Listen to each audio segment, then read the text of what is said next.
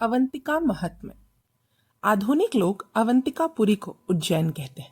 उज्जैन का दूसरा नाम महाकालपुरी भी है। महाकालपुरी का नाम प्रत्येक युग में परिवर्तित होता रहता है। इसके संबंध में कहा गया है, इस स्थान को पृथ्वी का नाभि देश कहा गया है। 12 ज्योतिर्लिंगों में महाकाल लिंग यही है और 51 शक्तिपीठों में यहाँ एक शक्तिपीठ भी है।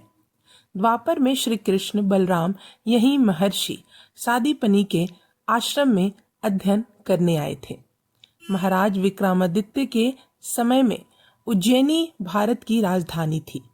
भारतीय ज्योतिष शास्त्रों में देशांतरी की शून्य रेखा उज्जैनी से प्रारंभ हुई मानी जाती है। यह सप्तपुरियों में एक पुरी है। यहाँ 12वें वर्ष में कुंभ का मेला लगता है। नारद पुराण का कथन है कि अवंती तीर्थ का तथा देव वंदना भगवान का महात्म्य अपार है। महाकाल वन परम पवित्र एवं परम उत्तम तपोभूमि है। महाकाल वन से बढ़कर दूसरा कोई क्षेत्र इस पृथ्वी पर नहीं है। यहाँ कपाल योग नामक तीर्थ है, जिसमें भक्ति पूर्वक स्नान करने से ब्रह्म हत्यारा मनुष्य भी शुद्ध हो जाता है।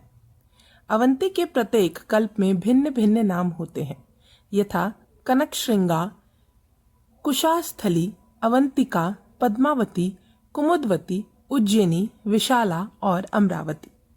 जो मनुष्य क्षिप्रा नदी में स्नान करके भगवान महेश्वर का पूजन करता है, वह महादेव जी तथा महादेव की कृपा से संपूर्ण कामनाओं को पा लेता है। क्षिप्रा नदी सर्वत्र पुण्यदायिनी, अतिशय पवित्र तथा पाप हरिणी है, परंतु अवंतीपुरी में उसका महत्व बहुत बढ़ जाता है। पूर्व काल में भगवान विष्णु के जय और विजय नाम वाले 2 द्वारपाल थे। वे दोनों सदा वैकुंठ के द्वार पर खड़े रहते थे। एक समय ब्रह्मा जी के मानस पुत्र सनक आदि स्वेच्छा से विष्णु के परधाम पधारे। द्वार पर आते ही द्वारपालों ने सहसा रोक दिया। द्वारपालकों को इस बर्ताव से सनकादि को बड़ा गुस्सा आया। परिणामतः उन मुनि कुमारों ने जय विजय को असुर होने का शाप दे दिया। सनकादि कुमारों के द्वारा शापित होकर वे दोनों जय और विजय तत्काल असुरी योनि में चले गए। वे दोनों प्रथम जन्म में हरिण कश्यपु और हिरण्याक्ष, दूसरे जन्म में कुंभकर्ण तथा रावण और तीसरे जन्म में दंतवक्त और शिशुपाल कहलाए। हिरण्याक्ष नामक दैत्य बड़ा बलवान था। उसके अत्याचारों से चारों ओर हाहाकार मच गया। वह पृथ्वी को रसातल लेकर चला गया। संसार की ऐसी दुर्व्यवस्था देख भगवान महाविष्णु ने वाराह स्वरूप प्रकट होकर पृथ्वी का उद्धार किया। फलस्वरूप चारों दिशाओं में जो कोलाहल होते रहते थे, वे सब शांत हो गए। उन्हीं भगवान वाराह के हृदय से यह सनातन नदी क्षिप्रा प्रकट हुई है, जो आनंदमय जल से परिपूर्ण तथा आनंददायक वर देने वाली है।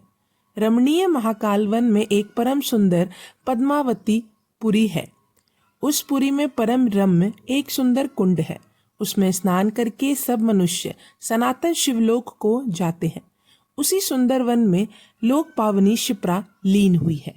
भगवान वाराह ने समस्त दुष्ट राक्षसों का संहार करके जब देवताओं को निर्भय कर दिया, तब इंद्र आदि सब देवाओं ने हाथ जोड़कर उन महाविष्णु को नमस्कार किया और सामने खड़े होकर स्वर्ग प्राप्ति का उपाय पूछा। देवताओं को आश्वस्त करते हुए भगवान वाराह ने कहा, देवताओं, महाकाल वन में तुम्हारी मनोरथ सिद्धि का कारणभूत गृह से भी गृह पुण्य स्थान है, जहाँ मेरे शरीर से उत्पन्न हुई क्षिप्रा नदी लीन हुई है। वह स्थान लीन गंगा के नाम से विख्यात है, जहाँ सरिताओं में श्रेष्ठ लीन गंगा, प्राची, सरस्वती, पुष्कर, गया तीर्थ तथा शुभ पुरुषोत्तम सरोवर है। उस क्षिप्रा नदी को जाओ। भगवान वाराह का यह वचन सुनकर ब्रह्मा, इंद्र आदि सब देवता परम सुंदर महाकाल में वन में, जहाँ सरिताओं में श्रेष्ठ क्षिप्रा बहती है, गए। वहाँ स्नान दान आदि शुभ कर्म करके उस पुण्य के प्रभाव से वे अपने अपने लोक को प्राप्त हुए। इस प्रकार क्षिप्रा नदी संपूर्ण लोकों को पवित्र करने वाली बताई गई है। स्कंद पुराण अवंती क्षेत्र महात्म्य वर्णन आया है। जहाँ भगवान महाकाल है, क्षिप्रा नदी है और सुनी निर्मल गति मिलती है, उस उज्जैनीय में भला किसे रहना अच्छा न लगेगा। महानदी क्षिप्रा में स्नान करके जो कठिनाई से मिलता है तथा महाकाल को नमस्कार कर लेने पर फिर मृत्यु की कोई चिंता नहीं रहती। कीट या पतंग भी मरने पर रुद्र का अनुचरण होता है। अवंतिका महात्म्य के संबंध में स्कंद पुराण की स्पष्ट मान्यता है। उज्जैनियों में प्राणी मरकर शव होने पर भी ना तो दुर्गंध को प्राप्त होता है ना सड़ता है। वहां पर कभी भी यमदूत प्रवेश नहीं करते और वहां पर करोड़ों शिव पद पर वर्तमान है। एक ही ज्योतिर्लिंग हाटकेश, महाकाल और तारकेश्वर इन तीनों रूप में त्रिलोक में व्याप्त होकर स्थित है, जो द्विजागित इस उज्जैनी सिद्धवट में ज्योति स्वरूप ज्योतिर्लिंग अथवा श्री महाकालेश्वर के दर्शन करते हैं, वे पुण्य राशि परम ज्योति को देख लेते हैं। संसार के जिन दीन दुखियों ने कभी भी महाकालेश्वर के लिंग का दर्शन किया है, उन्हें ना तो महापाप छूते हैं और ना यमदूत गण ही सताते हैं। महाकाल महाकाल महाकाल, इस प्रकार सर्वदा स्मरण करने वाले को कामदेव के पिता विष्णु और शत्रु शिव ये दोनों स्मरण करते रहते हैं। स्कंद पुराण में अवंती क्षेत्र महात्म्य के अंतर्गत क्षिप्रा महात्म्य की एक बहुत ही सुंदर कथा मिलती है। एक समय की बात है, भगवान शिव हाथ में कपाल लेकर नागलोक को भोगवती पुरी में भिक्षा के लिए गए और घर घर घूमकर उन्होंने भिक्षाम देही की रट लगाई, किंतु उन भूखे भगवान शिव को किसी ने भी भिक्षा नहीं दी। तब वे पुरी से बाहर निकले और उस स्थान पर गए जहां नागलोक के संरक्षण में अमृत की 21 कुंड भरे हुए थे। वहां पहुंचकर सर्वत्यामी भगवान शंकर ने अपने तृतीय नेत्र के मार्ग से अमृत के समस्त कुंडों को पी लिया और फिर वहां से उठकर चल दिए।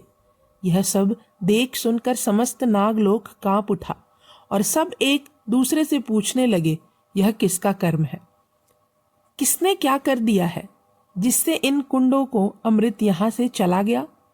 परस्पर ऐसा कहकर वासुकी आदि सभी नाग किसी महात्मा का अपराध हो जाने की आशंका से नगर छोड़कर बाहर निकल गए। और क्या करे, कहाँ जाए, अब हमारा जीवन निर्वाह कैसे होगा इत्यादि रूप से चिंता प्रकट करते हुए स्त्री बालकों को साथ वे मन ही मन भगवान श्री हरि का स्मरण करने लगे। तब उन पर अनुग्रह करने के लिए आकाशवाणी हुई, नागगण, तुम लोगों ने घर पर आए हुए देवता का अपमान किया। अतिथि सत्कार का समय जानकर हाथ में कपाल लिए भिक्षुक के वेश में भिक्षा लेने के लिए साक्षात भगवान शंकर तुम्हारे द्वार पर आए थे, परंतु भोगवतीपुरी में किसी ने भी उनको भिक्षा नहीं दी। तब वे बाहर चले गए। इसी व्यक्ति क्रम के कारण तुम्हारे कुंडों का संपूर्ण अमृत नष्ट हो गया है। अब तुम लोग पाताल से निकलकर उत्तम महाकाल वन में जाओ। वहां तीनों लोकों को पवित्र करने वाली श्रेष्ठ नदी क्षिप्रा बहती है, जो समस्त कामनाओं और फलों को देने वाली है। वहां जाकर तुम सब लोग विधि पूर्वक स्नान और देवाधिदेव भगवान शिव का भजन करो। ऐसा करने पर नागलोक में तुम्हारी नष्ट हुई अमृत राशि पुनः प्राप्त हो जाएगी। इस आकाशवाणी को सुनकर सब नाग, स्त्री, बालक और वृद्धों के साथ महाकाल वन में गए।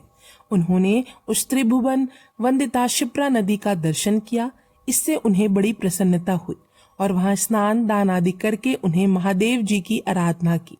कभी मलिन न होने वाली कमल पुष्पों की माला, नाना प्रकार के फूल, अक्षत, वस्त्र, पुष्पहार, अनुलेपन, चंदन, गंध, धूप, दीप, नैवेद्य, तांबुल, दक्षिणा और कपूर की आरती आदि पूजन सामग्री लेकर वे सब के सब महादेव जी की सेवा में उपस्थित हुए। यह भाग यहीं समाप्त करती हूँ। अब हम अगले भाग में जानेंगे नासिक महात्म्य के बारे में। तब तक के लिए धन्यवाद।